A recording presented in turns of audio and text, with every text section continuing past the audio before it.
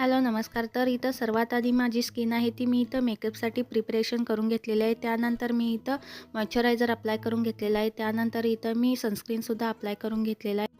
त्यानंतर इथं primer apply करून घ्यायचा आहे. जिथं-जिथं ओपन पोर्स आहे तिथं हे प्रायमर अप्लाय करून घ्यायचं आहे. प्रायमरमुळे तुमचा जो बेस आहे तो व्यवस्थित अप्लाय होतो.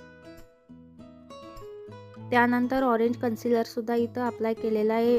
अंडर आय डार्क सर्कल असतील तर आणि जिथं-जिथं तुम्हाला पिंपलचे डाग असतील तिथं हे कन्सिलर अप्लाय करायचं आहे. त्यानंतर ब्लेंड करायचं आहे.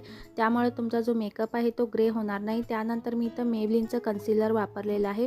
ते सुद्धा मी इथं ब्युटी ब्लेंडरनं ब्लेंड केलेलं आहे. त्यानंतर मी इथं Maybelline फिट मीचं फाउंडेशन वापरलेलं आहे. हे फाउंडेशन आहे ते फुल कव्हरेज फाउंडेशन आहे. खूप छान कव्हरेज येतं. त्यानंतर मी ब्युटी ब्लेंडरनं व्यवस्थित असं फाउंडेशन ब्लेंड करून घेतलेलं आहे.